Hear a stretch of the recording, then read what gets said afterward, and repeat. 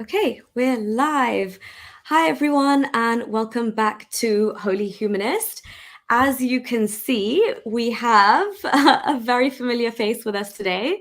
If you haven't already seen Lloyd on my channel, I want you to give a massive, massive welcome to Lloyd de Jong. He is back on my channel by popular demand. Lloyd and I have previously collaborated on a series called Monotheistic Islam, where we delved into the pagan origins of Islam and the impact of Southern Arabia on Islam's development.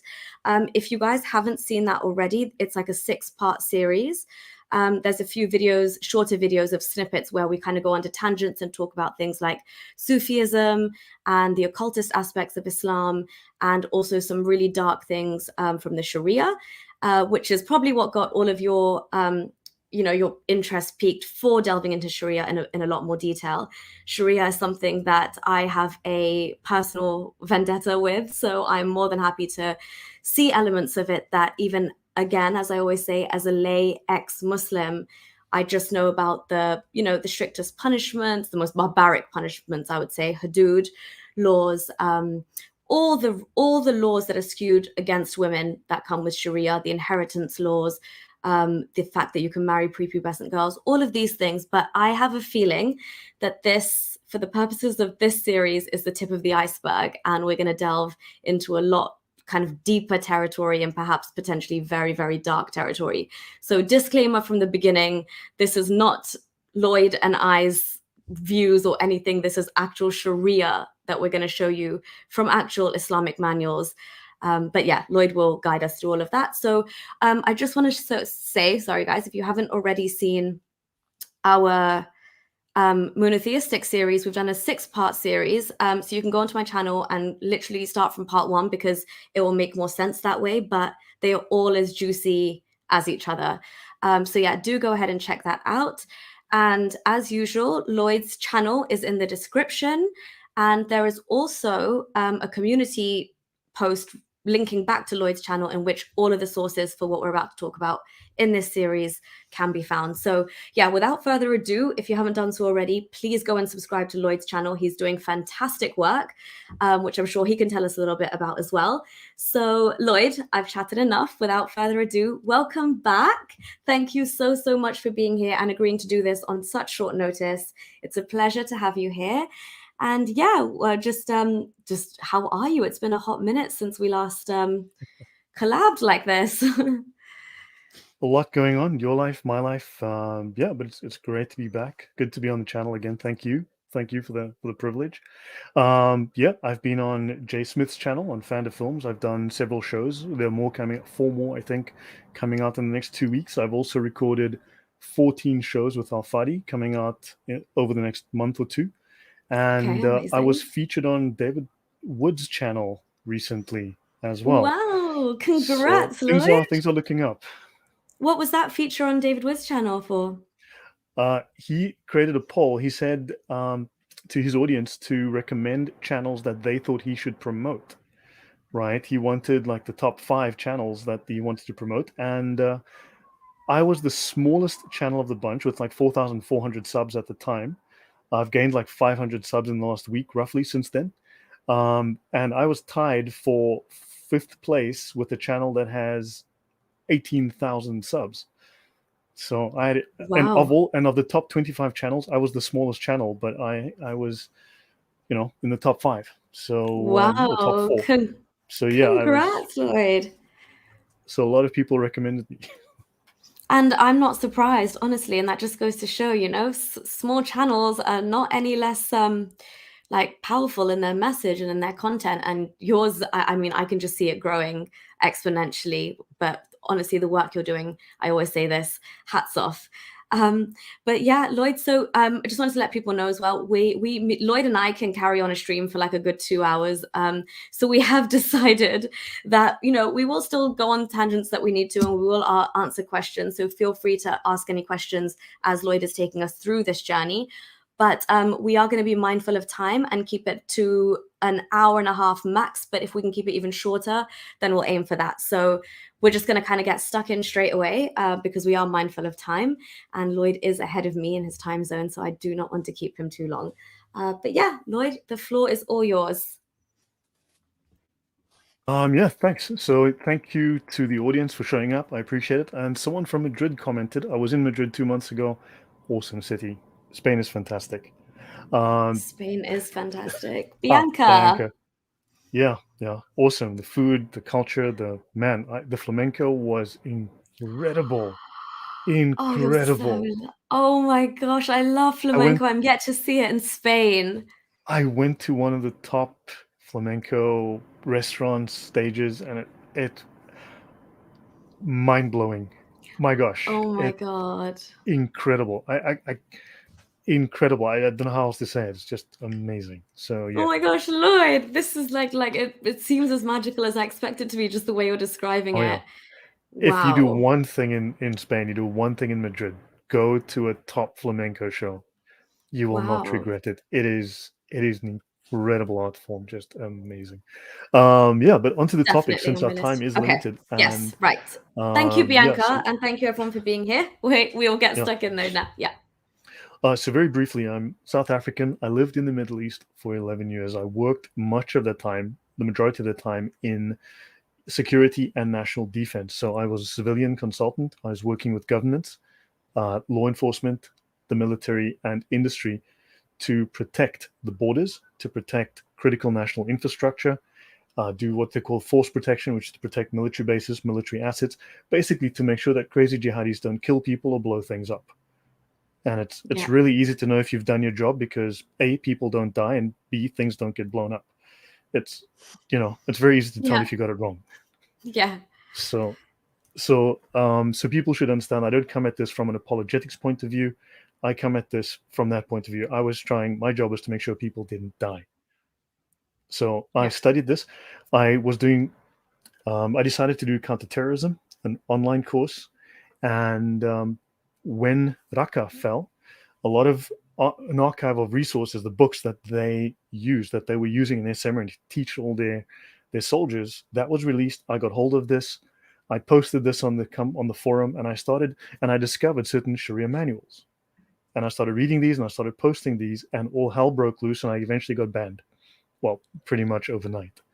Wow. There were Muslims who were trolling the forums to make sure that no one stepped out of line. Now, one interesting thing was when discussing counterterrorism, you could talk about Buddhist terrorists all you wanted. You could Yeah. talk about Christian terrorists all you wanted. You could talk about Hindu terrorists all you wanted. Wait till you got to Islamic terrorism. It's like that's racist. You disgusting homophobe. Oh, there's a squirrel. Let's go have lunch. That was the The module on squirrel. Islamic terrorism. Wow. That is not surprising at all. So yeah, so once I got kicked out, I decided, okay, well, if that's how you want to play, you know, I Let's am play. going to, yeah, let's do this. And now I have a Mhm. channel, and I've been seen by tens of thousands of people. I've been featured on huge channels, and my message has gone, well, it's gone worldwide. So you know, I yeah. love So now that. that I'm here, so And guys, yeah. yeah, sorry, go on, No, sorry. no, go ahead. It's all yours. Let's go. We're going to talk about Islamic law now. Understand Sharia is found in the manuals of these four schools of jurisprudence. So we're going to focus essentially on Sunni jurisprudence. It's nearly identical to Shia jurisprudence. It's really the same. It's much of a muchness. And we're going to be going through the actual manuals. This is what the imams, the sheikhs, the qadis learn when they go to seminary for 5 years, for 7 years, or whatever the case might be. These are the manuals. This is the final authority, the ultimate authority in Islam. This is the final interpretation of the Quran, the Sunnah, the Sirah. This is all condensed into a legal system and a political system. We're going to go through those actual books, and these are the greatest scholars in Islam to ever live, the greatest authorities to ever live. And you're going to see Muslims throw every single source, every single imam under the bus as we go. Over to Yep. you, Maria. No, that's literally exactly what's going to happen. I'm already anticipating it. Every source that you're about to show, I'm just waiting for in the comments being like, well, that's ridiculous. We don't even use that anymore. And it's just the pile is going to get bigger and bigger. And it's like, well, who do you actually trust and believe in? And who do you actually consider a verified authority? Because, yeah, I'm interested to see how much of a margin there is Yeah. between these various sources in terms of their subscriptions. But just Lloyd, so generally speaking, so you've obviously said Sharia is the kind of amalgamation of Islam and the commandments and the sources into the legal and political system. Would you say those two go hand in hand? Yeah. Okay. Islam is a deen. It does not define itself as a religion. It actually defines itself as a deen, which is a totalitarian political system. This is from its own sources, its own definitions. We've been through that before. I will be covering that, if not in this show, in the next one, but we will be going through its own sources as how they define them. And every source that I'm using will be made available to you. The archive is there. There's over 1,400 references. You can download them all, check everything for yourself. All the major sources are in the post that Nuria mentioned earlier. So please check these for yourselves. So what I'm going to do is I will start with a handful of actual Sharia rulings. Maybe we should start with that before I jump into the presentation. The opening portion of the presentation is a tad academic, just to get that little housekeeping out the way, and then I will start to dive into the doctrine. So we're not going to talk about the Quran. I'm not interested in the Quran. I have like roughly zero interest in the Quran. I have roughly zero interest in the hadiths, right? So remember, Quran is abrogated. Hadiths are abrogated just like the Quran. Newer verses abrogate older verses. Newer hadiths abrogate older hadiths. What people are not aware of is that newer hadiths abrogate older Quran verses, and newer Quran verses abrogate older hadiths. They abrogate each other. Right. So there's a whole entire mess. There's also another form of abrogation people don't know about called the mantuk and the mafhum. So the mantuk says the sky is blue. The mafhum says the sky is green with pink spots. Okay. Now the mantuk says the sky is blue, but the mafhum is how this verse is understood, not what it says, how it is understood. That's your mafhum. See, so the verse says, be kind to your neighbor if he's a non-Muslim, right? That's the mantuk. The mafhum says, kill him if he laughs at you, right? So you're reading, be kind to him, and the mafhum says something. These are issues that people are not aware of, and we'll be trying to discuss all of these and simplifying them. So shall we share my screen? Then we'll jump into a few rulings just to show people what these are, and then we'll go into the slideshow. So I'll share my screen. And screen 2. There we go. Okay, here we are. Okay, guys, so I'm using, at the moment, this is the Reliance of the Traveler. This is the world's most popular Islamic law manual. Your Muslim neighbor may well have this on his bookshelf. He reads this. This is the most, as I said, the most popular and the most authenticated, the most available Islamic law manual in the world. Do not get hung up in thinking of the 4 schools of jurisprudence, right? Don't think of it like that. They're Sunni. Just think Sunni. Right? We'll get into those definitions and how those things actually work as we go. Notice here, this is effectively, these are rulings on permissible killing in Islam. Right? Because Muslims love to tell me Islam does not allow killing. Well, this is, retaliation, qisas, right? The following are not subject to retaliation. So if there's a killing here, you have no legal recourse for these particular circumstances. So this is section 01.2. The following are not subject to retaliation. A Muslim is not subject to retaliation for killing a non-Muslim. Well, start as you mean to go on, Lloyd. That's fascinating. Okay, fine. The religion of peace. Of course, I suspect they mean warm yellow peace that came from a camel, but okay. Excuse my French. Now, notice a Jewish or Christian subject of the Islamic State for killing an apostate from Islam. So if you're a dhimmi living in the Islamic State, you're a Jew or Christian, you can kill a Muslim apostate. Because the subject of the a state Jew or is Christian could kill me, and that's it. That's absolutely fair. And that's no perfectly recourse. fine. There is no recourse, no penalty. Yeah. It's not a crime. It's a holy act. Notice here, because killing an apostate from Islam is without consequences. And Lloyd, people actually have the audacity to say Islam doesn't mandate killing for apostates. Where is that? It's not even in the Quran. That's what they say. we'll go into exactly. There's a lot of things not in the Quran, like 5 daily Exactly. prayers are not in the Quran. The full Exactly. Shahada is not in the Quran. Yeah. Yeah. So now notice honor killing. Muslims love to say no, Islam doesn't do Mhm. that. Those are not real Muslims. Well, notice here number 4. You are not subject to retaliation if you're a father or mother, or their fathers or mothers, their grandfathers or grandmothers, for killing their offspring or their offspring's offspring. You are not subject to retaliation if you're a father or a mother who kills your children, or grandparents who kill their grandchildren. This is the ruling on honor killings. It is indeed. And again, they try and say honor killings has no bearing in Islam. It is purely cultural.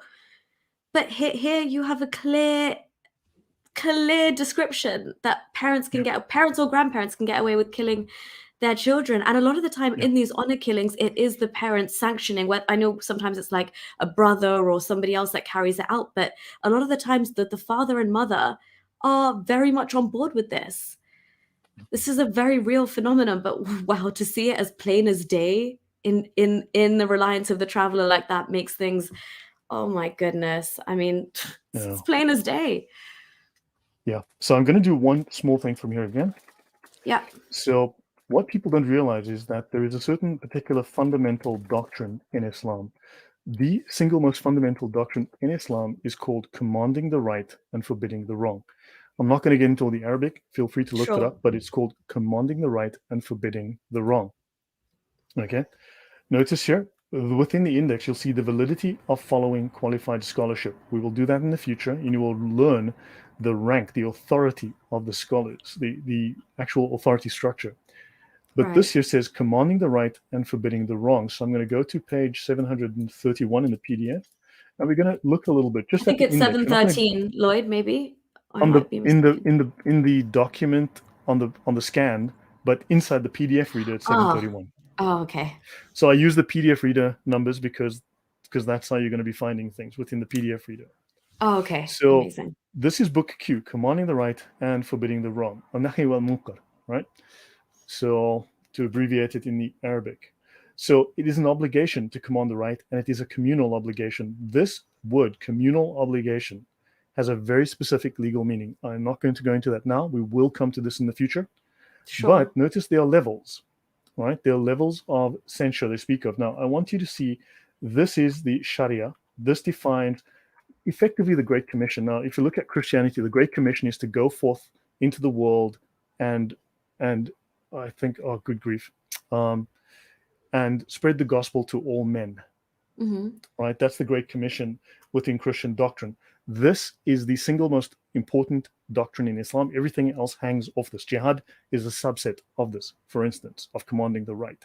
Commanding the right is basically telling people what to do. So it is Hmm. enforcing the Sharia and preventing any violation of the Sharia. And if you're a non Muslim, the Sharia applies to you as well. Hmm. Now, let's I.e., have a look. mischief in the land, basically, you have to abide by Islam. It's Correct. Now, if you can just read, okay, so I'll do up to here. So, the degrees of severity, explaining that something is wrong. So, the Muslim who does this has to have some knowledge of the Sharia, right? You must have some yeah. knowledge of the law. You must forbid the act verbally.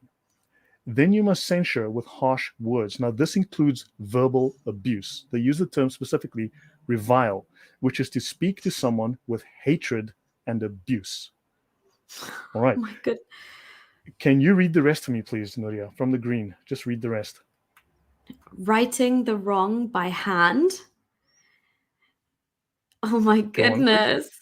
Intimidation, assault, force of arms. That's the order. It No, this starts is with, actually a recommended order. This is not the obligatory okay. order. You can You can go skip from steps. here. You can skip right to here. You're not obliged to follow in sequence. Wow. You can So, go straight to 100 at the drop oh of a my. hat. So you can go So from so explaining something is wrong to assault and force of arms. No verbal abuse necessary. Just go straight in. notice writing the wrong by hand comes after intimidation. Don't intimidate them. Hit them first, then intimidate Yeah. them. That's a Yeah. little backwards, don't you think? It is indeed. I was like, by hand, well, but what's the point of intimidating after that? You've already like assaulted the person at that point. So, So this is the religion of assault. yeah, I thought yeah, it was, this is a holy act. This is Islamic sacred law. very Understand? apt. The religion of assault. So what is this doing in the Sharia? What is this doing in this religion of peace? Understand, it mandates assault. This is an obligation, And this could right? be whether it's a Muslim committing the wrong act or a non-Muslim. Is that correct? That is true. Okay. That is correct. Right. So let's have a look here. Okay. Muslims like to say, well, it's all culture. This is the Mm. hadaya. This is probably this is the jewel in the crown of the Sharia manuals of the Hanafi school of fiqh, which is the largest school of jurisprudence within Sunni Islam. Now, this one says, if you can just read this for us here, chapter 2. What does that say, Nuria? Of thefts which what does that say? Occasion, Okay. Oh, that's occasion, occasion require, yeah, of thefts which occasion amputation. and on the Um, manner of cutting off the limb of a thief. Now, notice here, okay, let's have a look here.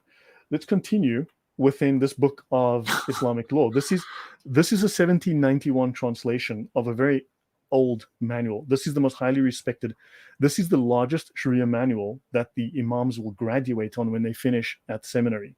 So when they finish their my 5 years or word. 7 years, this book is 4 volumes. It's 2,650 plus pages. So it's a very Wow. detailed manual. Okay. Lloyd, how is Notice, it? Sorry, it beggars belief that the contents page of this like can just laugh in the face of the religion of peace itself. Just the content. because yes, Islam is a religion of war. Literally. So From the notice on the manner of waging war, notice of plunder and the division thereof. On the manner of the division of plunder. Now notice pirates would plunder. yeah, exactly. And then they try and defend the whole notion of Muhammad being this like, caravan robbing, plundering kind of warlord. There's chapters on this. They have in their words perfected Yeah, the manner of dividing the war booty, including sex yeah, slaves and everything else that comes with it. correct. This is all in here. So you do understand. This is what we're dealing with. I'll do one more. I'll do one more just to show people this is what we're going to be going into and unpacking as we go through the series. Hmm. This is from a Sheikh al-Islam, and they're going to, man, as you said, that everyone's going to go under the bus. Everything's going to go under the bus today. This Hmm. is called the unsheathed sword against the one who insults not Allah, but the The messenger. messenger. Okay, okay. So the unsheathed sword, drawing your sword if someone insults Muhammad. This is called Sab al-Rasul, insulting the messenger. Okay, let's have a look. And so, Nuria, if you can just read for me the first 3 chapter titles, the first 3 chapter Yeah, headings.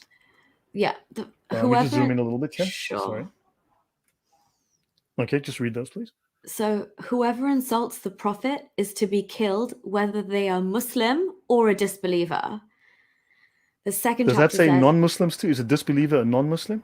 yes, precisely. It's a catch-all. It extends to absolutely every human being who Samuel insults the Paty Prophet. in France, was he a non-Muslim? Was he a disbeliever? Indeed, he was. Was he beheaded for insulting Muhammad? Indeed, he was. And that has nothing to do with Islam, right? Except It it's right has here in the Sharia manual. nothing to do with Islam, except it's literally commanded. Exactly. Yes. Yeah, if you can read the other 2 chapters, please. Sure. The second chapter is killing is prescribed on him, the one who insults the Prophet, and it is not permissible to imprison or show favor to him or to ransom him. Absolutely zero mercy. When Allah is the most forgiving, the most merciful, Islam is the religion of peace, there is no mercy shown to whoever insults the Prophet Muhammad. This is verbatim from Islamic sources. Correct. If This you can is read the last one, just to see if there's sure. any consistency here. Any Muslim or non-Muslim who insults the Prophet is to be killed, and repentance is not sought from him. Wow, it So, seems pretty crystal clear to me, Lloyd. What do you reckon? Ooh, I don't know, non-Muslim, and maybe it means Martians and not humans. I think it applies to Martians. And killing, in the Islamic context, is killing with kindness, tickling your feet with rose petals. Kill him with kindness, yes. My sword is called kindness. I have bullets with kindness printed on them. That's what I'm. Let So kindness let's, just strike your neck a little bit. yeah, stroke you on the neck, strike you on the neck. Oops, I guess we got that Yes. one wrong. Yes. The contents of this book concern the Islamic ruling upon those who insult the final prophet and messenger Muhammad. Okay, great and well. Let's have a look here.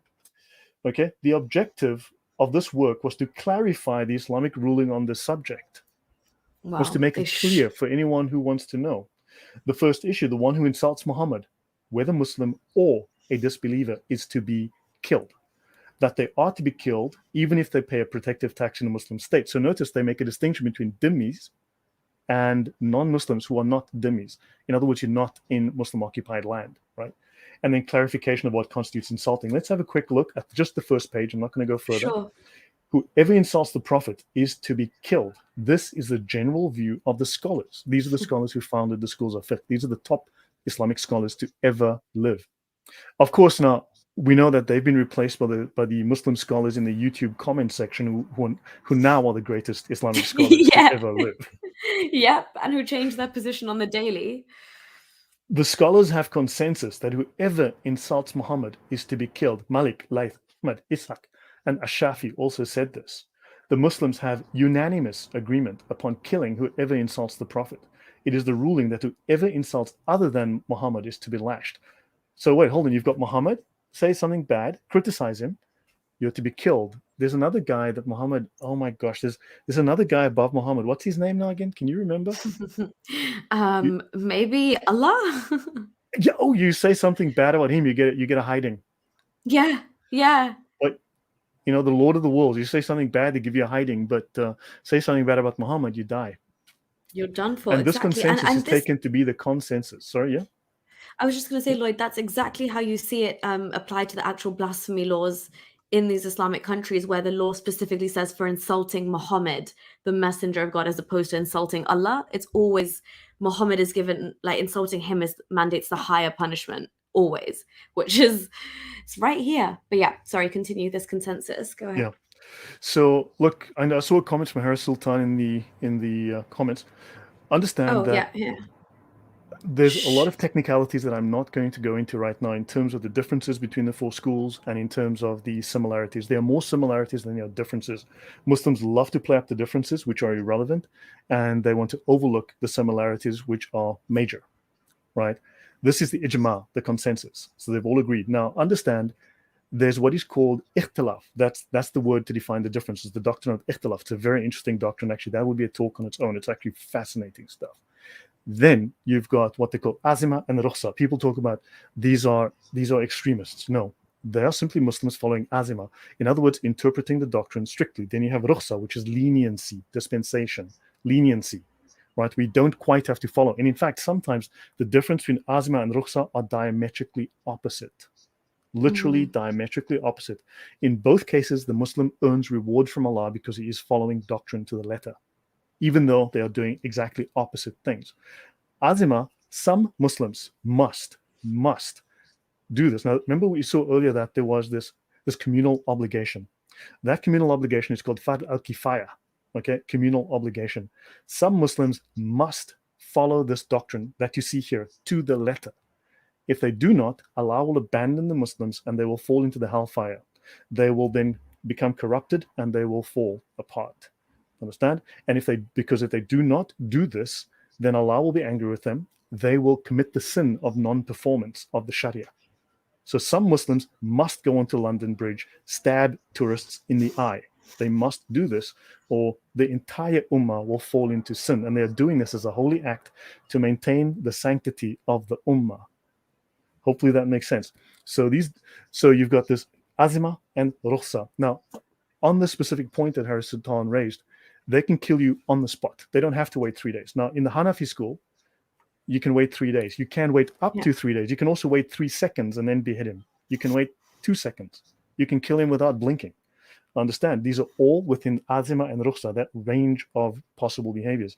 Now, for instance, they all agree that you die, right? In the Mm. Hanbali school, you die within 1 day, unless you repent, of course. Okay, but understand, they all agree that you die. How you die, they might drown you, they might stone you, they might burn you, they might choke you, they might behead you, they might throw you from a building. How you die, that's the range of options they have, but they all agree you die. So we will get into that in more detail later as I go. Any questions from you, Nuria, Awesome. before I continue? No, awesome. That's absolutely fine. And yeah, like I was happy to see unanimous agreement on this, because this is the one thing, like when they say as well that all schools agree on this, that is for sure, like apostasy or insulting the prophet, these things, that the final and conclusive result is death. Whether there's like some leeway here and there is very much like a kind of footnote. So yeah. Right. Ravi Fivos, is Allah male or female? Now, this is a long discussion. I need to go and do a lot of research on this one. But Yeah. understand, that's actually a very serious question. That is a very serious question. Okay, that is not a trivial question. Now, understand, when I speak here, I do not have my notes in front of me. I have not done sufficient research, but this is a genuine question to be asked. It is not a trivial question. It's not something to be laughed at. Now, we will be talking about the Sufi. We've spoken about them previously. The Sufi play a Mhm. larger role than people realize. There's a lot of nonsense spread about the Sufis, and I think they spread that nonsense themselves. Yeah. We'll get into that another time. But the Sufis believe that at core, Allah is female. Allah is dualistic. So male on the outer, it's like yin and yang, but male yin and then the female yang, right? So internally, Allah is female. Now that leads to another set of questions and departures from, you know, This topic. down down rabbit holes. Yes, Mhm. but understand Yeah, there's a lot of because weirdness in Islam. Yeah. yeah, that's really interesting, because the end goal for Sufis, as like how I understood it, was the union with the beloved, and I'd always wonder why they would talk about the meeting with God almost like a marriage, if you will. But again, it was just like taken as the spiritual side of things. But what you're saying is really, really interesting. That's a rabbit hole we should I definitely need to go and research go that. down. I hate to speak without having done full research. I'd like to be able to back up when I show with references and show these things. That's why I'm showing you the books. This is what Yeah, the imams study when they go to seminary. yeah. I did not make up those words. I didn't write that. I read to you directly from those books. Hmm. This is the And Sharia. There is no other Sharia. Yes? yeah, Yeah. precisely. Lloyd, if it's okay, can we just, this is a slight tangent, but Please. if you could just give your 2 cents on this and then we'll go straight back in. Stop Scamming Man sent a super chat. Thank you. He's saying Muslim dais make a huge deal of the claim Jesus was a Muslim, yet the Quran prescribes crucifixion as a punishment, and I'm not sure he would like a religion legitimizing this Roman torture method. Do you have anything to add to that? Otherwise, yeah. Crucifixion is a prescribed method of punishment within the had punishments of Islam. So it is formal Islam. It is standard Islam. Mm. So understand, ISIS, people say ISIS were not real Muslims.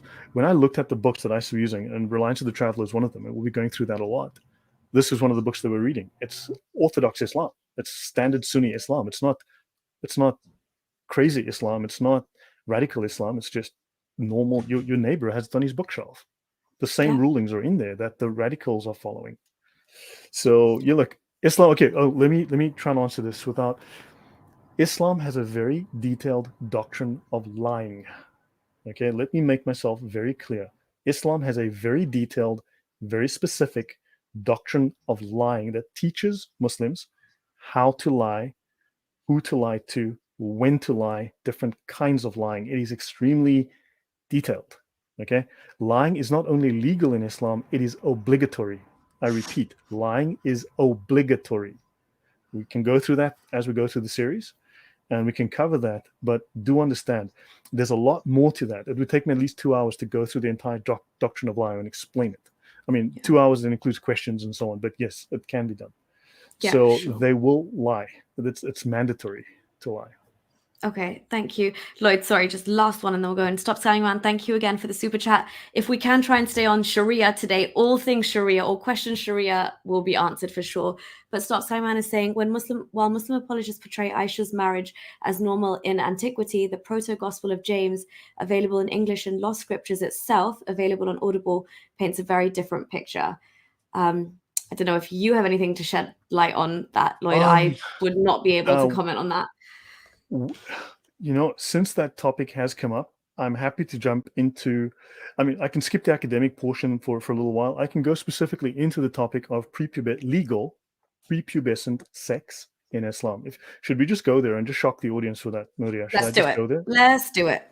And okay, so fine, let's go there. I'll skip over all the academic But then portions. I we wanted to can do come an back to the academic as well, because this is very fascinating stuff. I think. yeah, because I want to introduce it from the ground up, piece by piece, from an academic point of view, from a genuine academic university level point of view as a course, if Yeah, you no, think of it that I'd way. appreciate that as well. So Yeah. if you And feel then I like we want should to make the jump, we can. Otherwise, we can stick. no, I'll come back to this. Look, I mean, Sure. let's just put this out there, Okay. because Muslims are going to want to change the subject. Muslims are going to want to attack the Bible. This is what they do.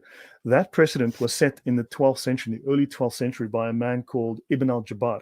This is this highly regarded scholar of Islam that Western scholars revere and go, oh my God, this guy was so amazing.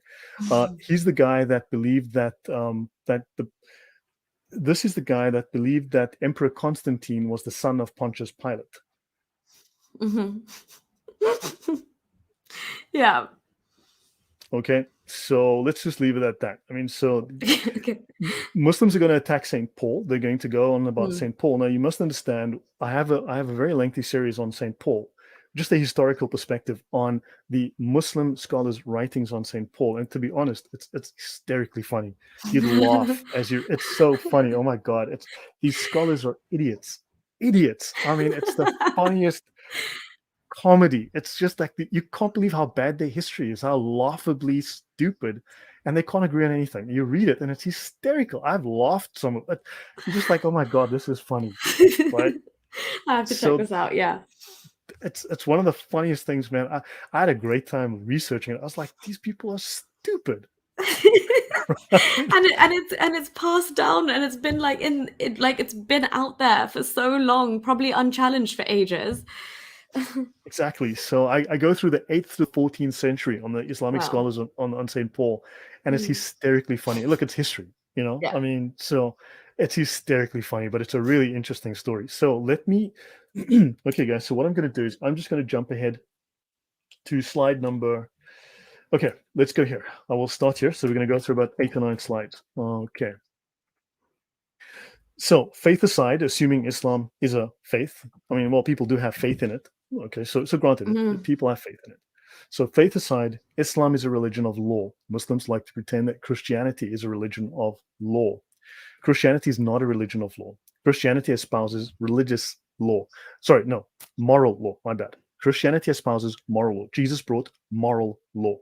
The New Testament does not have civil law. Now, the Jewish system has moral law, it has ritual law or ceremonial law, and it has Mm. civil law. So moral, civil, ceremonial law. It separates between those three. Islam makes no distinction between the moral, civil, and ceremonial law. They are one. It makes no distinctions. Understand? So Islam is a religion of law. It mandates parking tickets. The Old Testament is a religion of law, but Christianity, the New Testament, does not mandate parking tickets. It Mm. doesn't mandate fines for overstaying your parking, right? So that's civil law, right? So it's moral law, so it has no legal standing, right? So understand, Islam's a religion of law. Thus, two basic questions follow from that statement. What are its laws? Where are they written? Now, I've just shown you 3 or 4 of these Sharia manuals. No one Sharia manual contains everything. No one manual. Now, this distinction between the 4 schools, the Hanbali, Hanafi, Maliki, and Shafi, do not get distracted by that, please. They're all just Sunni. Right. Okay, they're just Sunni, right? Because what happens is one scholar would be preeminent in a given field. Let's say, for argument's sake, the scholar John, okay, Mm. Johnny became the expert on marriage. Then all the scholars from all the schools refer to Johnny's book. Johnny's a Hanbali Okay. expert. Yeah. So all the scholars go to his book. Now they might have their own stuff, but they all go to Johnny because Johnny's the best. See, so all the other 3 schools go to the 4th school to get Johnny's stuff, and they put Johnny's stuff in their books. Right. Understand? And so on and so on and so on. Right? So it's all mixed. Mm. These strict silos do not exist. That's in your imagination, not in the reality. Now, moving on. Let's talk about Pakistani courts and Islamic law, and we're going to examine Quran 65:4, that very controversial Quranic verse, and we'll get to this. On the basis of the exploratory analysis of the reported cases, the following books are found to be relied upon more frequently by the courts, right? That's the current court system. This is today in Pakistan, to derive what is an authentic point of Islamic law on a particular issue. And they mention two particular books. One, the Hidayah. And I showed you the Hidayah. Plunder, Yeah. amputations. I just showed you that. And there's over 40 pages on amputations. If you want to know how to amputate, there's over 40 pages, about 50 pages of instruction explaining in Jeez. detail. Now, of course, the Quran doesn't have 50 pages. It might have one verse. Mm. You see, one verse. Mhm. And we try and do this exegesis of this one verse. Well, that book has 50 pages of laws, hundreds and hundreds of sentences explaining exactly. You see, you don't have to wonder. You can just go read it. Yeah, And and Muslims it's do something not. you would most definitely expect to find in the religion of peace. You're speechless. You're speechless, or your mic is gone. But I think it's Well, it's the yeah. former. So Okay. here on after to be known as the religion of warm peace. Yeah. Now, notice they mention a second book called the Digest of Muhammadan Law. Now I can go to the Hidayah, it'll say the same things. Okay. I'm going to go now to the Digest of Muhammadan Law. This is a translation, also done, I believe, in the early 1800s of Islamic law. Okay. They mention two additional books, which are more modern books, okay, which are translations of older words, right? Right. And notice this is in a paper called The Genealogical Analysis of Islamic Law Books Relied on in the Courts of Pakistan by a PhD professor of law called Shahbaz Ahmed Chima, right? He's on ResearchGate with a profile. He's at the University of Punjab, at the University Law College. He's a full PhD professor. Then Samir Ozer Khan, assistant professor at the Law College, University of the Punjab. These are genuine professors of Islamic law, right? This is the front page of the Digest of Muhammadan Law. It's a real book, okay? Let's have a look at page 26. If you can read for me the highlighted section in yellow, please. Sure. When a man has had sexual intercourse with a girl under the age of 9 years and has ruptured the parts, it is unlawful for him to have further connection with her, but she is not released from her ties if connected with him by marriage or slavery. If no rupture has taken place, the prohibition is not incurred according to the most valid opinion. We're going to need a few seconds on Now, that, Lloyd. yeah. Now, understand this is a horrific crime against women. And Ridwan says, prove your case. Ridwan, you know what? I have nothing but sympathy for you. Honestly, I have nothing but sympathy for you. You are blind. You are willfully blind. This is your Sharia. You're ashamed. I know. You're embarrassed. You're humiliated. Deal with it. This is the truth of Islam. This is the filth. And this is the filth that is Islam. So we're going to unpack this, and it gets worse, Ridwan. Now, if you're saying I have the wrong Sharia, bring me the right Sharia manuals. Your imams study this for 7 years in seminary to become experts on this. If I have the wrong book, bring me the right one, please, so we can all look at it and all appreciate the beauty of Islam. Because, and I tell you now, you're not going to find a different Sharia manual. This is what it is. This disgusting filth. Let's talk about it.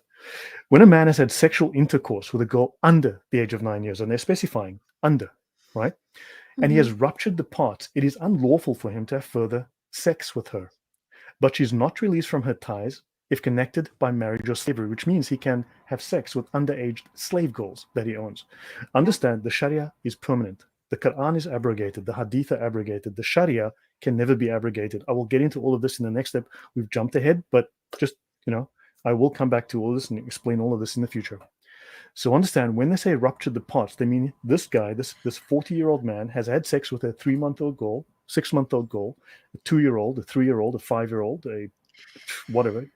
You choose the age, and he has torn her vagina open. He has ripped it open to the anus.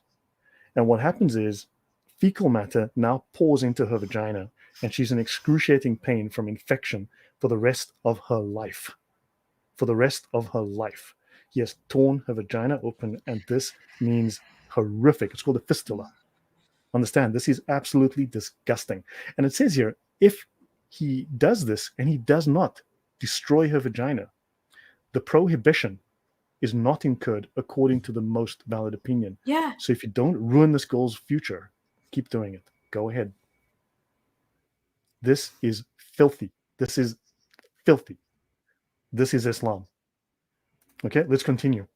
Now let's go to the Reliance of the Traveler. This is the world's most well-known, well-authenticated, most popular Sharia man. Your neighbor probably has it on his bookshelf. As for your women who have despaired of further menstruating, if you're in doubt, their waiting period shall be 3 months, and those who have not yet menstruated yet, and those, sorry, who have not menstruated yet. Quran 65:4. When I'm done here, remind me, I'm going to go to a fatwa on Islam QA, and we're going to see what the modern fatwa says, where the modern fatwa tries to mislead and where it agrees with all of this, and it agrees with all of this. Let's continue. Sure. See, Ridwan Abdullah is now saying, show me this from the Quran. Now, understand the Quran doesn't even have the 5 prayers a day. If you can please show me where the 5 prayers a day are, Ridwan, then I'll take your word for it. If you can show me the full Shahada that you say, I'll take your word for it. You see, Muslims have to go to the Quran and the Sunnah because they can go in circles. You can show verse A, they'll show verse B, that's opposite. You can show Hadith A, they can show Hadith B, that is opposite. This, you see, Ridwan is not a scholar. You're irrelevant. And in fact, I can show you the scholars actually state that your opinion is completely irrelevant. That's in the Sharia too. And I can show you. Yeah. But and also, Lloyd, this is enough. Quran 65:4. This is enough. This should be enough for him. Those who have not yet menstruated yet. Literally, that pedophilia, that rape is sanctioned there in the Quran. That's religiously sanctioned. That verse in the Quran is enough. This is just going into details on if you happen to tear them and ruin them for life and make them not be able to bear children and live out their natural biological lives. That's what this is going into, but the Quran sanctions it by itself. That verse is enough. And Muhammad Hijab and the likes of him have even come out and said that is the case.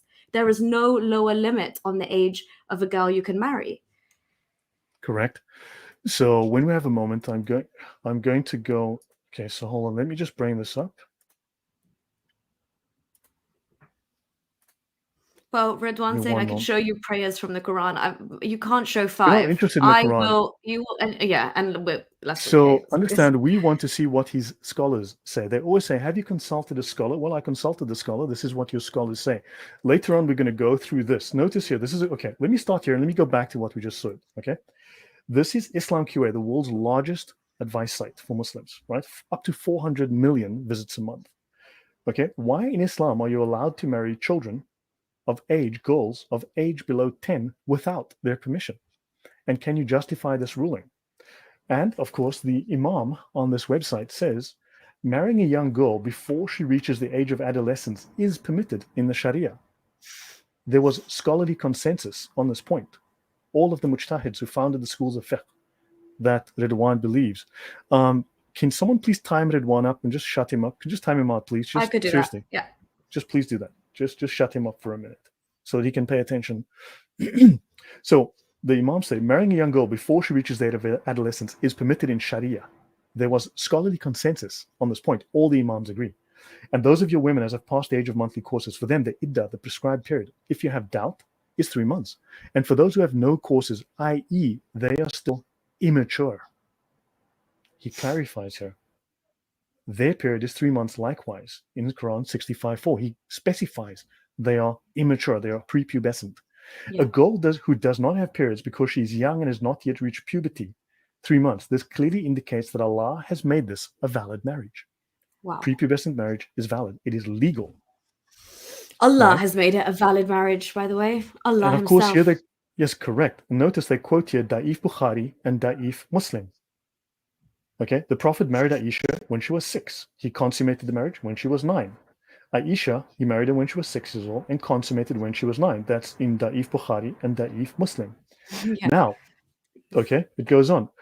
Okay, if the husband and the guardian of the girl agree upon something that will not cause harm to the young girl, then that may be done.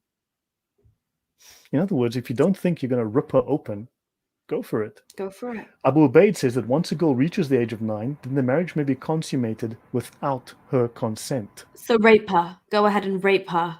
Even then. Now, yeah, let's have a look. This is in the 7th century, which ended on the 30th of June, 2002. Yeah. Okay, so that's when the 7th century ended. Apparently, since then, this is not law anymore, but at least that's what they're going to tell us in a moment. So notice, okay, the Imams tell us there is nothing in the hadith of Aisha to set an age limit or to forbid it in the case of a girl who is able for it before the age of 9. Wow. There is I just, nothing in the hadith of Aisha to set an age limit. I mean, this is they are telling you exactly how it is. do you understand? So I am not making this up. I'm reading this directly from the Imams. Yes? And in fact, Lloyd, sometimes they set the benchmark that okay, she has to at least be 9 or have reached puberty. But this is clearly saying, in the case of a girl who was able for it before the age of 9, even so, the threshold of Aisha doesn't even apply. It's Correct. literally from a newborn upwards. Correct. Now, let's continue from here. Ridwan, pay close attention. So, there is no waiting period for a woman divorced before having had sexual intercourse with her husband. Okay, clear enough. Rule N9.2, a waiting period is obligatory for a woman divorced after intercourse. So they're saying a woman divorced after intercourse, whether she or her husband are prepubescent, they've both reached puberty, or one is prepubescent and the And other the is other. not. Intercourse means copulation. Okay, we all know what copulation means. Yeah. So this states that a waiting period is obligatory after intercourse, and they speak of both the husband and the wife can be prepubescent, or one of them can be prepubescent and the other not. This is Which was the explicit. case. Yeah, which was the case with Muhammad and Aisha and all the other little girl Muhammad had his eyes set on, and the way that all these men in Afghanistan marry little girls, they are. This is exactly the case. It's the last one, always. Yes. So let's continue. When a woman who has been made love to, so in other words, you have made love to this quote unquote woman, she Mm. must repeat the ghusl, right? This is the ablution, the washing, Obligatory. the Yeah. cleansing. Yeah. She must take a bath. Okay, she must take a bath. She must take a bath if two conditions exist: that she's not a child. So, in other words, if you've had sex with a child, she doesn't have to take a bath. But if she's not a child, Oh my god. right? And notice here, this law, Reliance 0413, Book of Justice, page 592. A full indemnity is paid for injuries which paralyze these members, or for injuring the peritoneal wall between the vagina and the rectum so that they become one aperture, one hole. They're acknowledging the fact of ripping the vagina right down to the anus. This is acknowledged as a fact in the Islamic law. Let's continue. That's disgusting. This is the filth that is Islam. Let's continue. This is fiqh to educate women. Now, understand, I will get into all of these definitions. There's a lot of terminology I will explain as we go. Sharia technically is revealed law. What is in the Quran itself? What is in the Hadith itself? What explicit rules? Okay, explicit. Allah says, eat ice cream, but only vanilla. Don't eat chocolate. Muhammad didn't like chocolate ice cream, right? Mm. That is Sharia because it explicitly says it. But notice it doesn't say you can't have strawberry flavor. It also Yeah. doesn't say you can have, or it doesn't say you can't have. So the imams had to go, so what about strawberry? What about bubblegum flavor? So Hmm. they had to figure out what the heck do we do? So they exegeted these explicit laws and they created the fiqh, which is the application of these ideas. Okay. So they had to figure out, based on hadiths and other stories and other things going on, whether or not bubblegum flavor and strawberry flavor was legal Mm. or not Yeah. legal. Understand? That Yeah. that is the fiqh. And the fiqh is way more voluminous than the Sharia. The Mm. Sharia is vague and incomplete in a lot of cases. This is called the heavenly ornaments, the Bahishti Zever. It is the jewels of paradise or the heavenly ornaments. It's a favorite book with the people of the Indian subcontinent. That includes Pakistan, Sri Lanka, Bangladesh, as well as the Indian Muslim diaspora all over the world. It is a comprehensive handbook of fiqh, of Islamic rituals and Islamic morals. Now, it says here, if a person has sexual intercourse with a minor girl, ablution, washing, will not be obligatory on her. But in order to get her into the habit, she should be made to bath. This repeats what we just saw in the previous book. For the Yeah. minor girl, this is prepubescent, this is minor. If a woman is underage, but not so small that if one has intercourse with her, so underage, what is underage? right? Yeah. I mean, and Right? below 9 would be what they would consider it, right? I mean, how young are we talking here? It's madness. But So not so good. small. If she's underage, but not so small, physically tiny, that if one has intercourse with her, there's a fear of the vaginal tissues tearing to such an extent that the vagina and anus will virtually come together. This seems to be a common problem when you are diddling infants. It does. It literally seems to be a common theme here that they're just adamant to explore. Then, by the insertion of the glands of the penis into her vagina, ablution will become obligatory, fard, on the man, if he has reached puberty. However, if there is the aforementioned fear in a very minor goal, not a minor What goal, the a hell very, is the distinction? then insertion of the penis does not render bathing obligatory. So if you diddle an infant, she doesn't have to take a bath. I guess there's a positive on this. Let's continue. I still don't. This is, it's filthy. And Ridwan is a supporter of this. Understand? Ridwan and his friends support this. They believe in this. They defend this. This is, yeah, welcome to Islam. If a person whose testicles Welcome. have been cut off inserts his penis into the back part of anyone, you know what? Hold on. This I Yeah. have to do now. Now this I have to show you guys. Um, Lloyd, I knew this was going to be intense, but holy oh, crap. oh, so since we are here, the back part of anyone. Let's Oh, have a look. here we go. I was wondering, what do they mean, anyone? And then they talk about a vagina in the next few breaths. So what are they Islamic referring to before that? homosexuality. Let's have a look at. I'm not going to go into depth here. We just want to go have a look at. We just want to have a look at this little Pikachu here. Yeah. Okay. So you guys can see this, right? Let me just move over to the right here. Sorry, oh, bugger. Sorry about that. What did I just do? That's okay. And yeah, we could see it pretty well. Don't worry. Oh, there we Even on go. that side. Okay. So lining up to use a boy. Sorry. Lining up to use a boy. Can anyone see what that? Do you see what I'm seeing? I do. Unfortunately, I do, Lloyd. Yeah. The religion of no homo. Exactly. Moving How on. rich coming from Islam. Yeah, yeah. But there's no room for them, Lloyd. No, surely. Even the Sharia would say, no, no, no. Chuck them off the highest building. Well, now this book is an encyclopedia. Oh, sorry, hold on. Sorry, my bad. Let me finish this. If a Yeah. person whose testicles have been cut off inserts his penis into the back part of anyone or the vagina of a woman, ablution will be obligatory on both of them if both are mature. If she's not mature, well, she doesn't have to bath.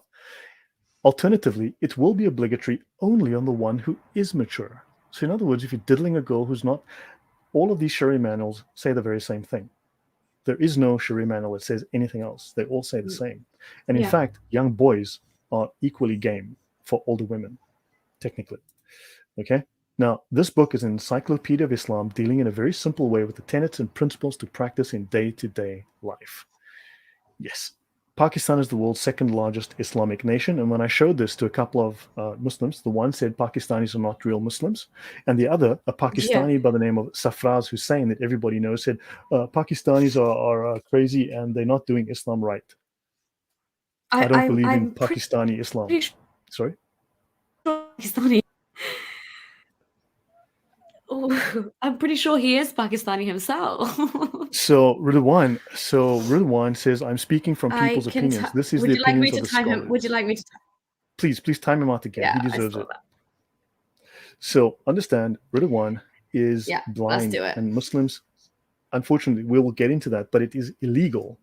A couple of things. It is illegal for Muslims to doubt. It is actually illegal. Okay, it's actually written in the Sharia. Anyone or anything that would cause doubt must be rejected. You must remove yourself from it, and you must declare the source of that to be lies. You must declare the person providing doubt to be a liar. This is in the doctrine of slander called ghibba and namima, talebearing. So very briefly, what happens is in Western law, and you're starting to be a lawyer, what is slander in Western law, please, Nuria? It's when you talk ill of someone, you defame them, Right. So you basically lie about ruin them their and you reputation. cause them You harm. lie about You them. cause them some kind of Yeah, reputational or financial, professional harm, right? In Islam, yeah. to slander is to say something that is true, but that they would not like. Slander is defined in Islamic law as to say something that is true, Okay. but that they would not like. That is slander. So right Could now, you I give us am an slandering example? Islam. Well, what I'm saying here is Yeah, true. I'm reading it from the exactly. book. Yeah, This is slander. yeah. I'm slandering Islam because I'm not showing Islam to be perfect. I'm causing doubt, therefore I'm lying. Understand? So according to Islamic law, I am lying Yeah. because I'm causing doubt. And I'm slandering because I'm saying what is true, but that they don't like. And Lloyd, isn't it so interesting though what you have to run and cling on to? Like in this case, he's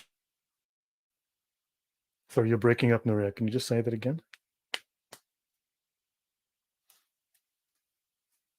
dissecting the Sorry, you're breaking up. I'm having a problem with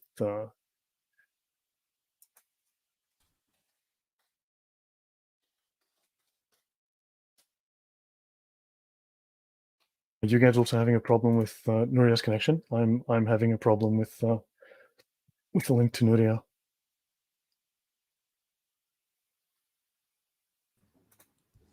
Sorry, Lloyd. I lost. You're My connection you're went bad. back. Yeah. Okay. Yeah. Yeah. Sorry, you were saying, please. I was just saying that they're clinging. He's clinging on to the Quran, where in effect, just because we're not sitting here dissecting the Quran verse by verse, these are literal sources from the Islamic scholars. This is coming out of Yeah. coming out of fiqh, coming out of the sources. Coming from Al Azhar University, coming from Medina University, coming from the seminaries where the imam that he follows was trained. Yeah, These are the books exactly. his imam reads. But this is it, Lloyd. This is us seeing it in real time. The throwing under the bus. It's Yeah. begun. Yeah. He just said the encyclopedia is fake. So understand. So now, but I don't see him saying, "Oh, thanks, Lloyd, for showing me that this false encyclopedia has turned 400 million Pakistani Muslims into fake Muslims. Let me go and fix that. Let me go and inform the Pakistani government that they're all apostates and they are. I don't see him doing that. He should be thanking me for showing him that these Muslims have it wrong. That they Yeah. shouldn't be diddling. Oh, well, let's infant wife adultery. Let's talk about when your infant wife, your 2-month-old wife, commits God, adultery against you. what So a chapter. is your infant wife cheating on you? Is your 2-month-old wife cheating on you? Let's find out. So section N 11.2: a husband who accuses his wife of adultery is disciplined when adultery is impossible, such as when the person accused is a mere infant. So you see your wife, you suspected your wife of cheating, and the judge will say, as you read through this, that she couldn't have done it. She's not of age to be able to go and actively solicit another man, so she could not be guilty. You Yeah. see, Yeah. such as when your wife is a mere infant, you're accusing your wife of adultery. Your infant wife. Infant is defined in this book as a baby in the cradle. So this infant who is no chance of being even mobile to commit this alleged insane, a monstrosity of an accusation, they still need this ruling to tell you she did not cheat on you because she is an infant in her sleeping in her Moses basket, probably. Yep, yep. And the final one: if the offender, so stoning, adultery, and virginity, section 012.2, if the offender, so this is someone who's had illegal sex, is someone with the capacity to remain a virgin, then he or she is stoned to death. Okay? Right? Notice it says here, a person is not considered to have the capacity to remain a virgin if he or she is prepubescent at the time of intercourse. Oh, wow. So Right. understand, this is the religion of pedophilia. This is the This religion is. of legal pedophilia. This is. This, this is what's in Islamic sources. For anybody who thinks that, Islam is this wonderful, mystical thing, or you need to be a scholar of Islam to understand it, this is what they understand.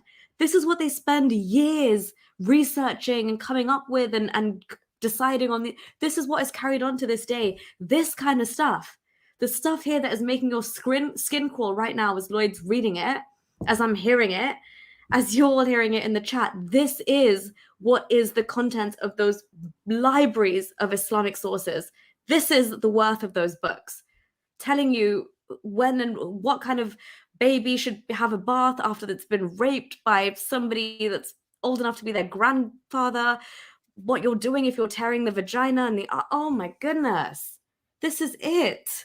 This is not Lloyd's creation. You didn't sit there and type this last night, Lloyd, did you? And highlight it? Actually, you caught me. I wrote this myself with a crayon. You caught me. I knew it. No, these are the manuals. As I showed you, this is what the judges, the actual judges in the court system of Pakistan, for instance, refer to when they are judging on court cases.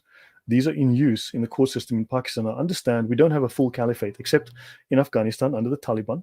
Of course, in ISIS. This was the law. In ISIS lands, this is the law in Afghanistan. Of course, people think the Taliban are crazy, but we should also realize that over 60% of the mosques in the UK are Taliban mosques. They're Deobandi. If the Taliban are bad, why do you nearly have 70% Taliban mosques in the UK? When they take over the country, this will be the law. When they form a caliphate, this will be the law. And they will implement this in stages as much as they can get away with. This is the law. Now, Lloyd, sorry, which book are we currently reading? Nourish is asking. This one is The Reliance of the Traveler. So let me go back here. That's one. So Ridwan is trying to make excuses. He's in denial. He's in serious denial. So this one, I was using the Bahishti Zever. Okay. You will be able to find that in my archive, and I'll go back here. And the other one is The Reliance of the Traveler. This is the most popular Islamic law manual in the world. This is the most highly certified. Al-Azhar has given this. That's just one example of certification. Al-Azhar University, which is the most famous Islamic seminary in the world. This is the most highly regarded Islamic seminary in the world. It's 1,000 years old. Taliban, please time Ridwan out again, because he just deserves it. Okay. Just annoying.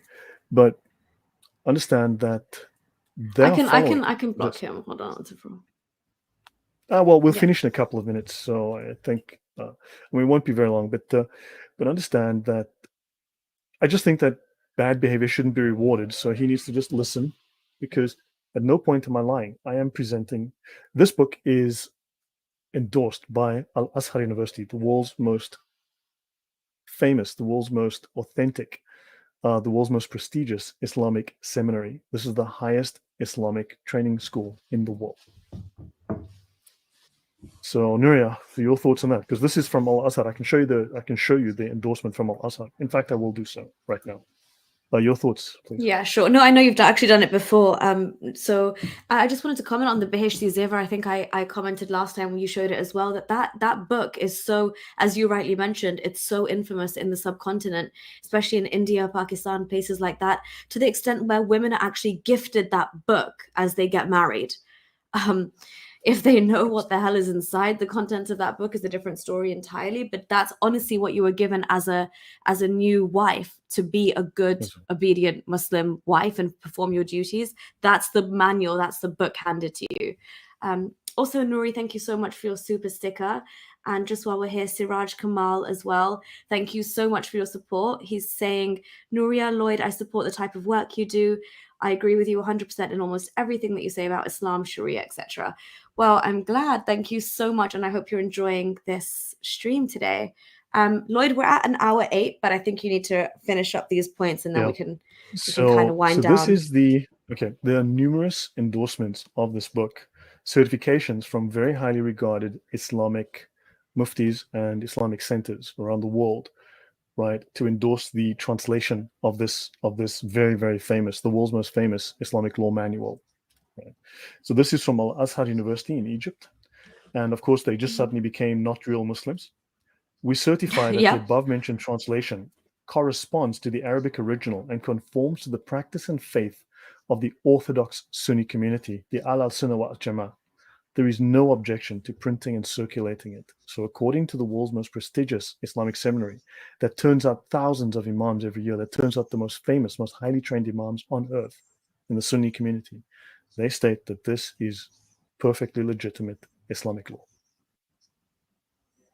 Yeah. So I mean, we can end here. It's I think literally hopefully, been I think I've given. made my point. Stamp of approval. Yeah, definitely. As you're saying, exactly. It's got a big endorsement from Al Azhar University, and we touched as well on the other book, the PhD Zever. Lloyd, just one more thing. Sure. The book where we touched on Islam and homosexuality, where was that? Just in case anybody wants to have a It's in quick my look at that as archive, so you'll well. find it in my Google archive. It's Okay. called Islamic Homosexualities. Okay, you know what? Let me go there actually. So guys, let me go to this archive. Let me get the link. Okay, so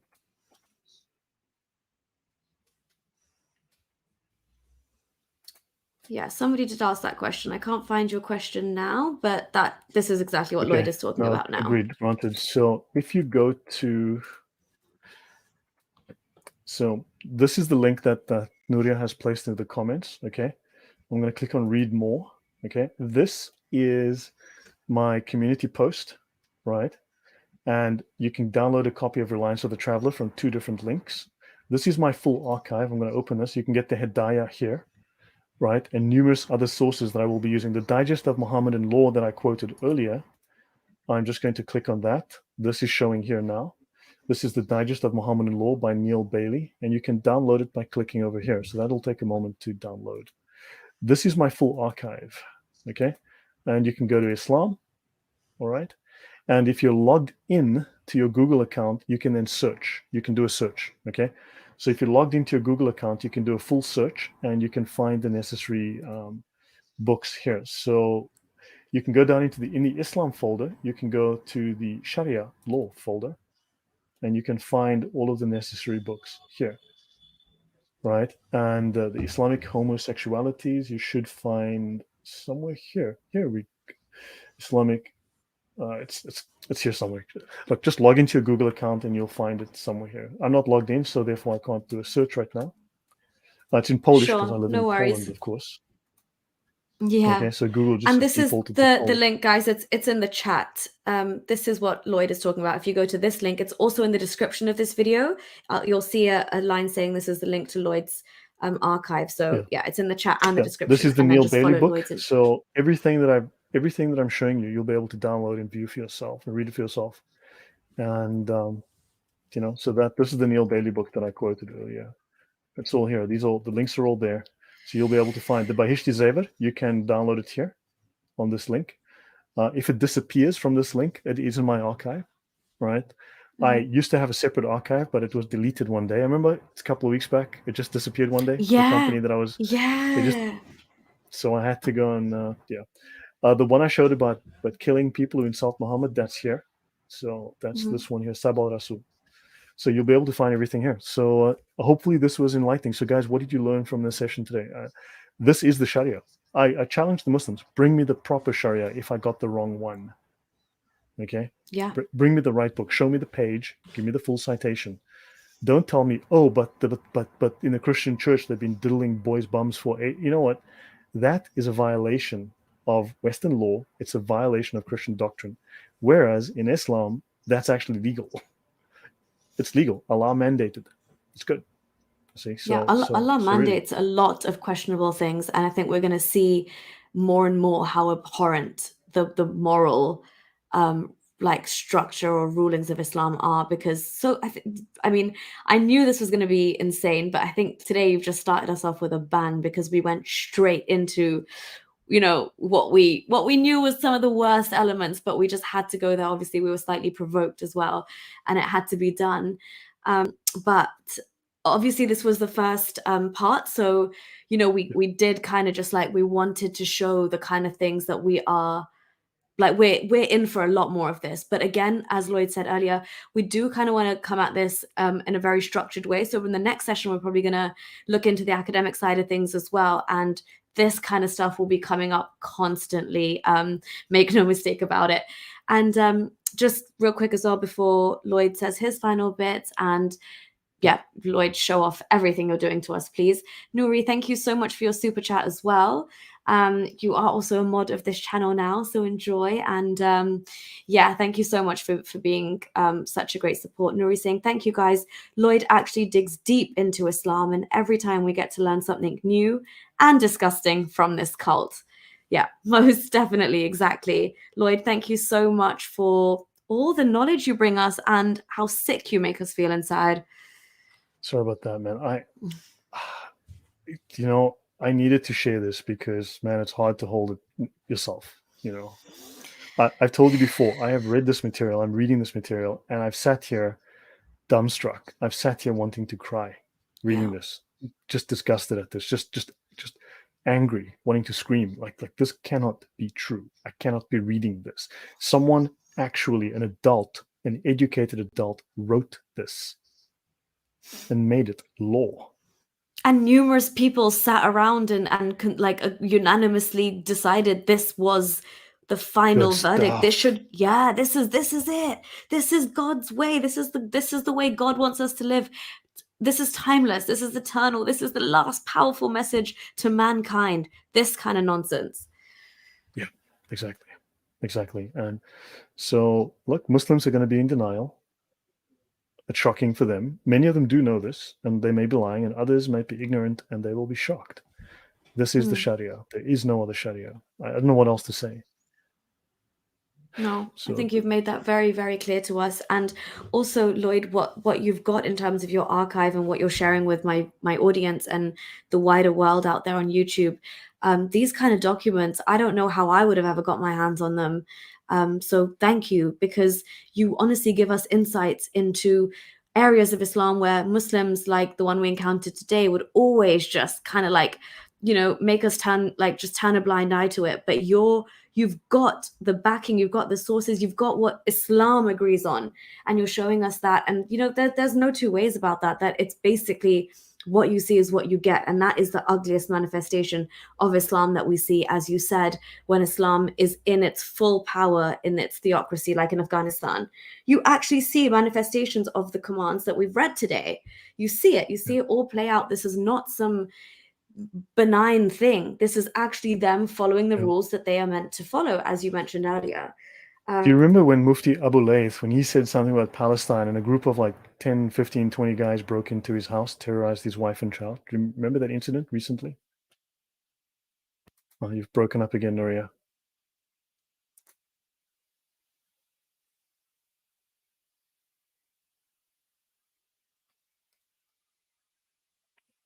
Nuria, are you there?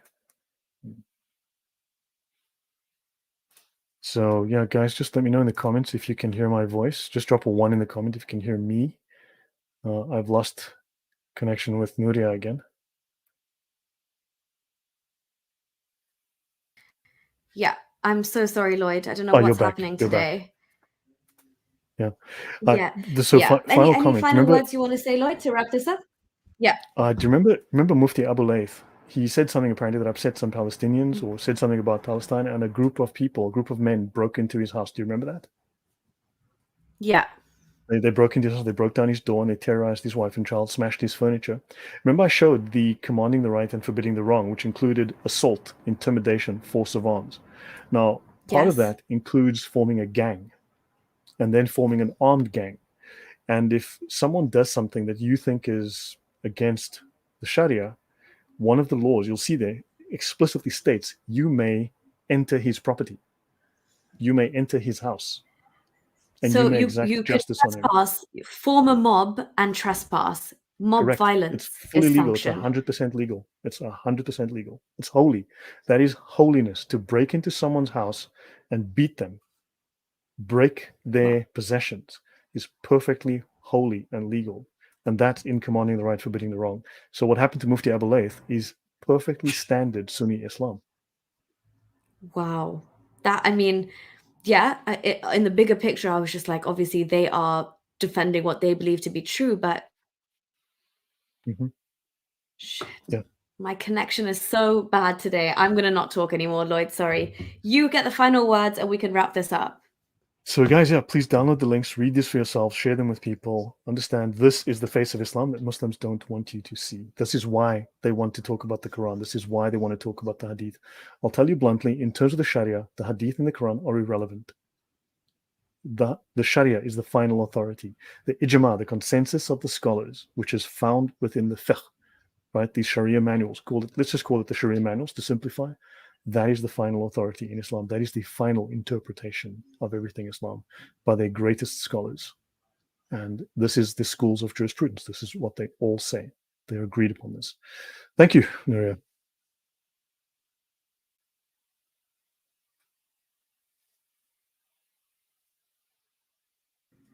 Well, let's wait for Nuria to come back. But okay, so you're back, Am I Nuria. back, So Lloyd? that's yes, you are. You Okay, are. sorry. Yeah, I'm having so many issues, so I think I'm gonna wrap this up. But what I heard you say was beautiful as an ending. But I just want to say, yeah, thank you so much for being here. This was a great introductory teaser to part one. And I know we went straight into a bit of the meat, which we weren't going to. But we'll definitely take it at a slower pace than the next one and kind of backtrack and go into the development of Sharia and the academic side, as you said. Please let us know in the comments if you're enjoying this and if you've got any thoughts on how you want us to conduct this, because Lloyd has an amazing structure plan, so I don't want to throw him off course either, because I think if we let a master do his thing, then it comes out in the best way. But again, today, I think just to show people what they're in for and what actually is in there, I think we very much made a distinction between at least 2 or 3 of the fundamental points that Muslims touch on, and when they try and shake it off and say that's culture when it comes to honor killings, when it comes to child marriage, when it comes to some crazy punishments or blasphemy against Muhammad and not even Allah. We've kind of touched on all of that and where it derives from verbatim according to Sharia. So yeah, stay tuned, everybody. Hopefully we'll have the next session plan next week. I'll decide a time with Lloyd when he's available. But yeah, please let us know what you think in the comments. Give us some feedback on how today went. And yeah, thank you everyone for being here. And thank you, Lloyd, for taking us on another amazing journey. We are all here, seatbelts fastened for the next one. You're welcome. Thank you for the opportunity. Until next time. Thank you, everyone. Thanks, everyone. Bye. Take care.